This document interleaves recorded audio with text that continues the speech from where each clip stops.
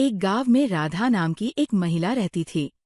उसका एक छोटा सा घर था और जीवन बहुत साधारण था।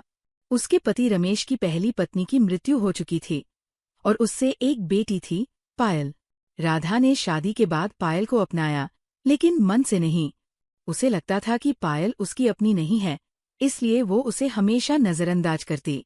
उसे ठीक से खाना नहीं देती, कभी प्यार से नहीं बुलाती और जब भी कोई काम होता तो पायल को ही जिम्मेदार बना देती। पायल एक बहुत ही शांत और समझदार लड़की थी। वह जानती थी कि राधा उसकी सगी माँ नहीं है, फिर भी वो कभी शिकायत नहीं करती थी।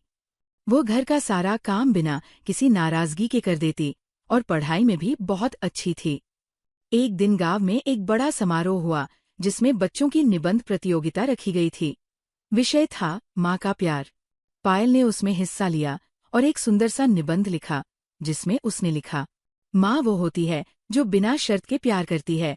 मेरी माँ राधा अम्मा मुझे डांटती है, मुझसे काम कराती है, पर उन्होंने मुझे भूखा कभी नहीं सुलाया।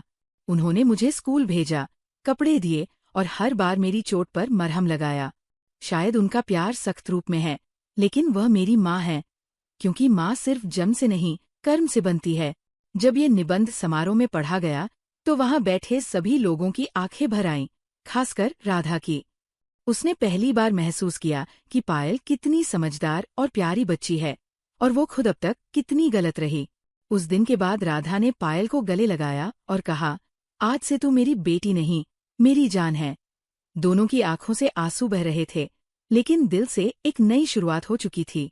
सीख, रिश्ते खून से नहीं, भावना और कर्म से बनते हैं। सौतेली संज्ञा सिर्फ समाज की देन है। प्यार में कोई फर्क नहीं होता।